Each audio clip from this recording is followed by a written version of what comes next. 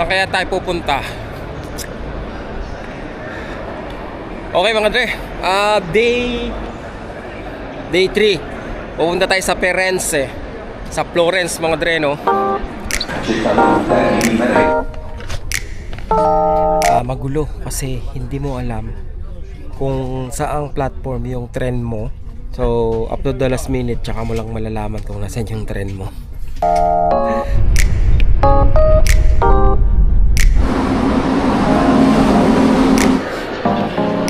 Welcome to Firenze.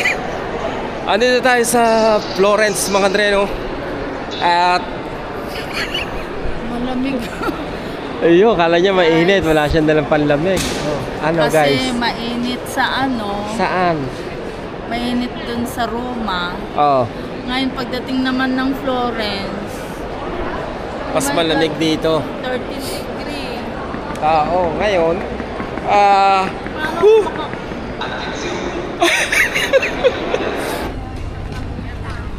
dami nag-yoyose rito. Nakatulog kami sa biyahe. Pagising namin, andito na kami sa Florence. Mabilis lang, isa't kalahating oras lang, Andre, no?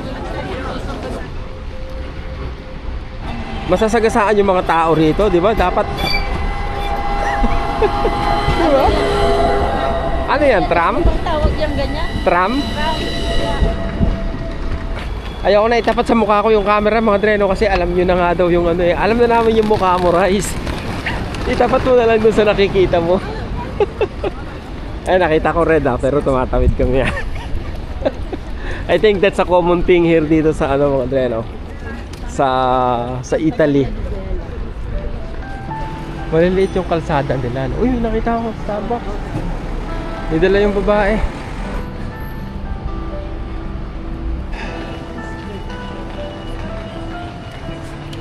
Santa Maria. Ano ba yan? Gawa sa marble?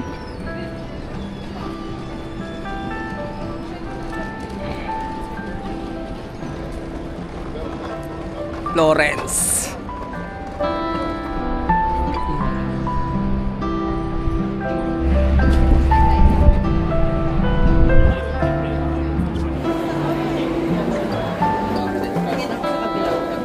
Ito yung nangyari mga Dre, no? Yung Al Antico Binayo na nakita ko sa Google Map is nandun din mismo sa istasyon na pinanggalingan namin. So mula doon sa Santa Maria na simbahan, bumalik kami papunta rito sa istasyon ng tren para bumili ng sandwich. So kung balak nyo kumain ng sandwich ng Al Antico Binayo, meron po doon sa bababaan nyo na tren. May hinahanap tayong kainan. Trattoria Mario. Iyon. Sarado pa. Oh, we didn't. Still close? Yes. Start at 12 o'clock, but if you want to make the reservation, you have place only at 12 o'clock, then you have to do like this. Sabi niya? Reservation 12 o'clock sharp, you should be here. Because within 2 minutes, if you're not here, you're gonna lose your reservation. Oh. Okay, so wait. Tingnan natin kung saan tayo makakapunta bago mag 12 o'clock. Yan na naman, balik ka lang. Sikap ng tahanan nila.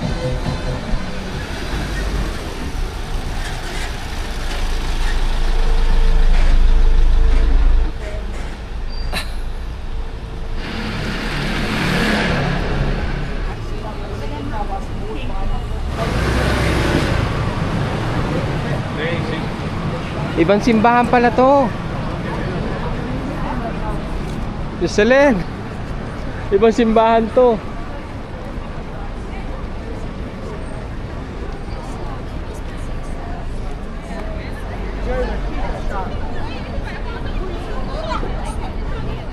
Dikit-dikit yung mga magagandang lugar nila, ano?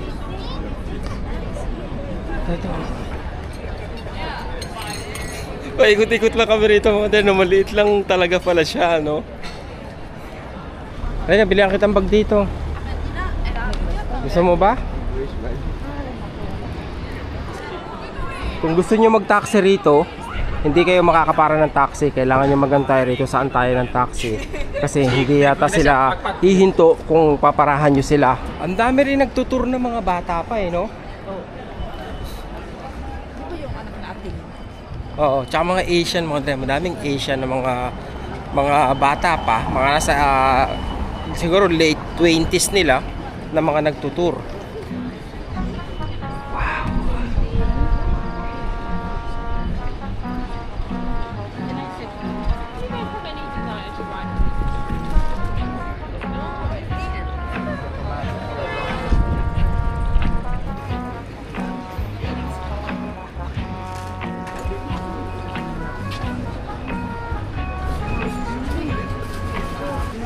Gusto mo?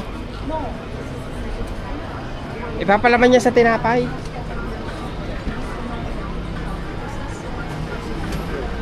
Ayan, tinan mo.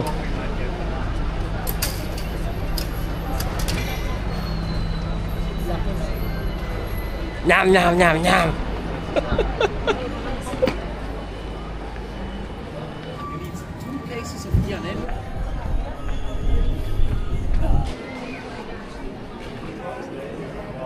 Hindi siya makapagwalay ng negosyo.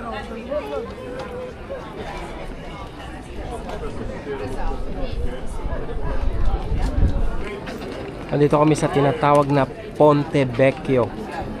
Isa sa pinakamatandang bridge dito sa Florence, mga dreno.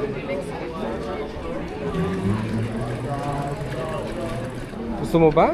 No. Kinikilig, kinikilig. Tingnan mo naman yung pizza. Dito, alahasan, no? Maraming alahasan dito.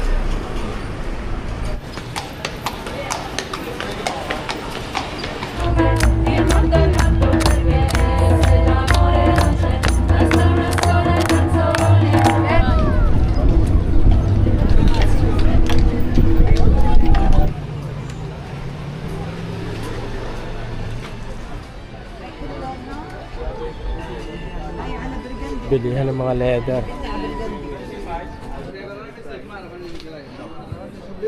Which one? Rommel. Yeah, which is it? There.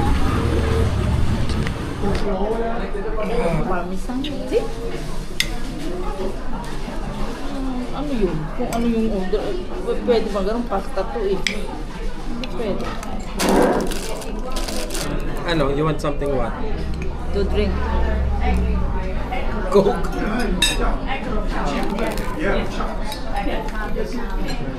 Gusto mo order tayong steak? Yeah. Umorder ako ng T-bone steak. Gusto ko sana medium well. Para makakain tong kasama ko kasi hindi ko makain ng ano to ng rare eh. Eh rare lang yung ino-offer nila sa T-bone steak. Pero yung fillet daw, yun kahit paano, pwede medium well. Paano natin ubusin yan? Tigisa tayo. Malasa na ba?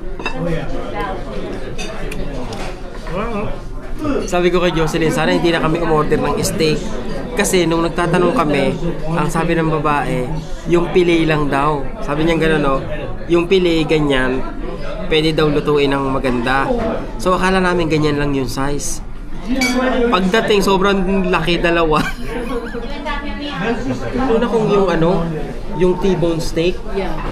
Mahigit 1 kilo yung isang serving nila. Grabe yung steak nila, sobrang laki. Mahigit 1 kilo pala yun. Thank you so much, sir. It was delicious. Ano nangyari? Ano nangyari? Hinahanap mo yung hugasan ng kamay? Alam mo ba, hanap ako ng hanap? Paano mo nakita? May nagturo sa akin. Yun. Naghahanap ako ng bukasan ng grifo, mga dreno. Yung pala parang pedal siya, tatapakan mo. Kumusta yung pagkain mo? Nagustuhan mo ba? Yeah, okay naman. Ah? Okay naman. Authentic yun. Kanina, mga Andre, sabi ko kay Jocelyn, magbayad na kami. Okay? Gusto niya pambayad is card kasi sabi niya, kulang yung cash namin. So sabi ko sa kanya, no, meron pa akong 25 euro rito, bigyan mo ako ng 50 pa. Sabi niya, kulang yan. Sabi ko, okay, di ba bayaran ko ng card pag kulang? Di, yun nga, tayo ako kasi ang kinain namin tatlong klase eh. Ngayon nung Doesn't mean that wala na tayong cash. We just want di ba? no, regardless mga Dreno, gusto namin may matirang cash eh. Oo. Di, ito na, no, magbabayad na ako. Ang bill namin is 55 euro lang. Nakakatuwa na mura yung pagkain doon.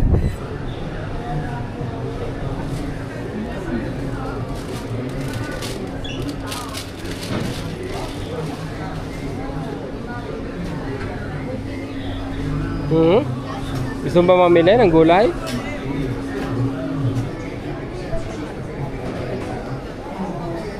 Nilaw, di ba?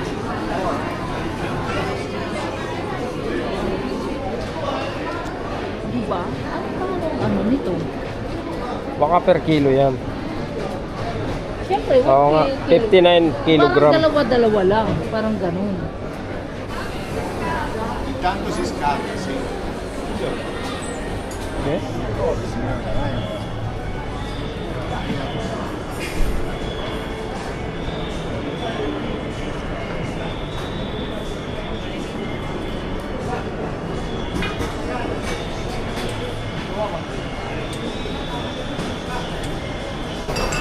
Dito tayo second floor.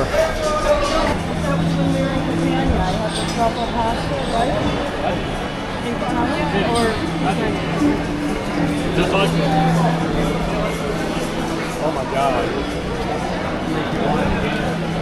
Well, the lady said if you come up there, it's more expensive upstairs than if you were downstairs.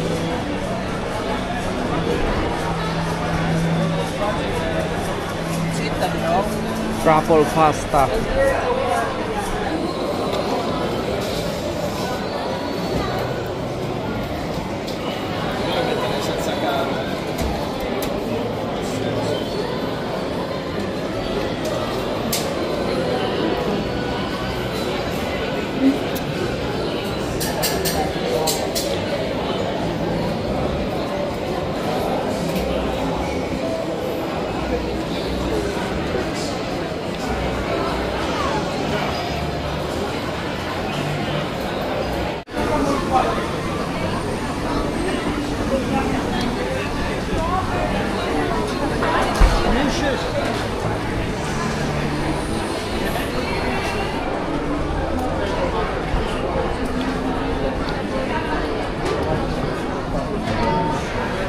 Kaya kailangan small lang pala ang bibili kasi marami na.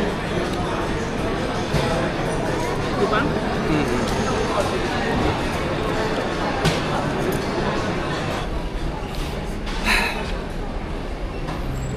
$3.50. Nagpalipas kami ng oras dyan sa Starbucks mga Dreno habang nag-aantay kami ng oras kasi ang alis ng tren namin ay 5:40. Ayan pala sa likod lang namin mga Dreno, yung anong tawag dyan? Santa Maria. Tambay kami dyan sa sa Starbucks kasi may CR dyan eh.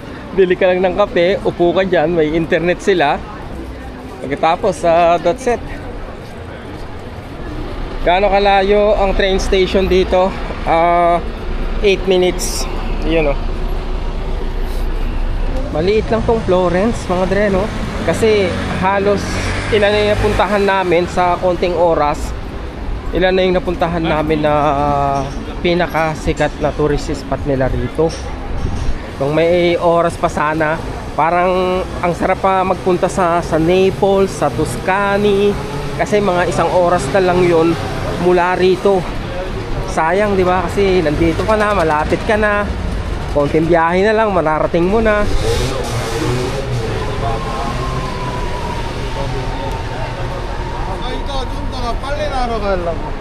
Magkano pa masahe namin dito mga Dre? Inabot ng 115 euro. Balikan. Yung papunta, mura lang yon kasi maaga pa. Tsaka ayun yung pinakamurang upuan na pwede mong mabili. Ngayon pabalik, kumuha ako ng medyo special na upuan mga Dreno na nagkakahalaga ng kulang-kulang 40 euro kada isa. Nahiya ako sa kasama ko eh. Ha? Anong difference? Special. Water seat. Di ba may water bed? Ayun, water seat. Oma Termini 403. Hindi yun, masyado pa kaming maaga mga Dre, no? Kumbaga, gosh, isang oras pa kami mahigit dito. Diyan na mismo, ayun na yung mga tren mga Dre, no? Dito kami bumaba kanina eh. At hindi ko alam kung dito rin kami sasakay. We have to find out now. Hanapin na natin ngayon. Tingnan natin dun sa mga whiteboard. Dito pala sa board nila kung saan tayo sasakay. Isang bagay na medyo mahirap dito mga Dre, no? Kahit nakikita mo na dyan, yung tren mo, hindi mo alam kung saan platform siya. Hanggang malapit ka nang umalis, doon mo lang makikita. So, nagtanong ako kung pwedeng umalis kami ng maaga gamit tong ticket ko na ang schedule ay 5:43. Sabi niya pwede daw na mas maaga yung alis ko, kaya lang magdadagdag ako ng 12 euro kada isang tao. Ibig sabihin 24 euro kami. Sa ticket na binayaran ko para sa biyahe na to ay 79.80. So, kung mas mahalaga yung time nyo, pwedeng magbayad kayo para makauwi kayo ng maaga. Or kung wala naman kayong gagawin, magantay na lang muna kayo, nakatipid kayo ng 12 euro. But anyway, baka hindi na namin kunin mga Dre, no? Kasi pangkakain na namin yung 24 euro na yun eh. Nagtanong na rin ako kung dito rin ba yung departure. Sabi niya, oo, dito daw. Kaya lang, malalaman ko lang kung anong platform ako 10 minutes bago umalis yung tren. So, ganun ka-tight mga Dre, no? So, nakapag-decide na mag-change. Nagbayad ako ng 24 euro. Anong meron sa mahal na pamasahe mga Dre? Wala kang katabi. Sabay ganun.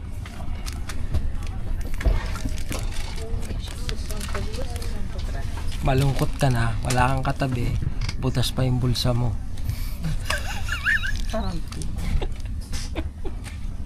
Nung papunta kami, ang pamasahe na binayaran ko ay 17.90 euro. Para sa amin dalawa, 35.80. Ngayon, pabalik mga Dre, no?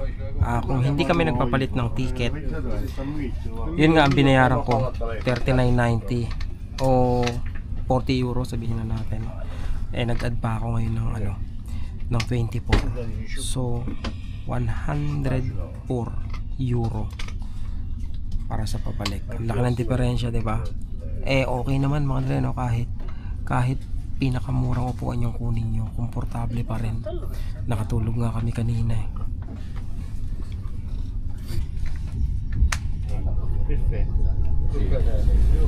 Malungkot mag-isa, pero komportable.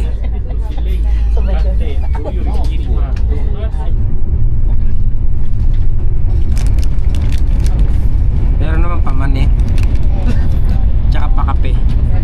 Wala nga lang asukal.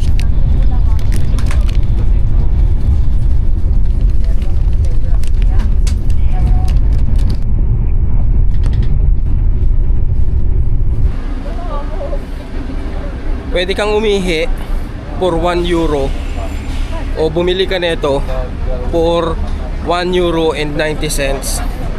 Makagamit ka na ng CR. Dalawa pa kayo. So, bili ka na lang.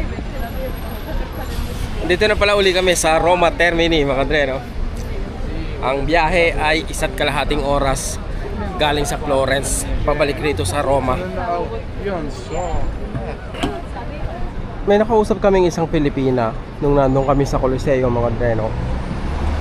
At sabi niya, isa sa kinonsider niyang lugar is eto nga, sa may Termini. Kaya lang marami daw nagsasabi sa kanya na hindi safe dito sa neighborhood na to.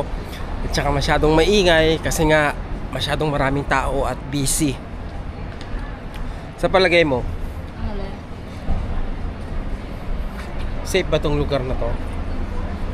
Masyado raw maingay ito eh. Tsaka hindi raw safe yung lugar kasi maraming tao, tapos masyadong maingay dahil yung mga sasakyan. Kung sakaling babalik ka rito sa Roma, kukonsider mo ba na dito uli kumuha ng hotel sa area na to? Yeah, dito sa kasi lahat malapit ka na. Pero hindi na. Malapit yung, ayun nga, malapit yung mga dahil, no? Ayun lang yung train station sa likod namin, no? So, in 5 minutes, nandyan ka na. I think, delikado ba? Kagabi, anong oras tayo umuwi, di ba? Magte-10 na yata yun, eh. Depende siguro. Okay naman kagabi. Okay, pasok na kami sa palasyo namin. Open sesame. Sesame. Ilisin mo yun, tanggalin mo yun. Sesame. Tanggalin mo yun. Oo, na to.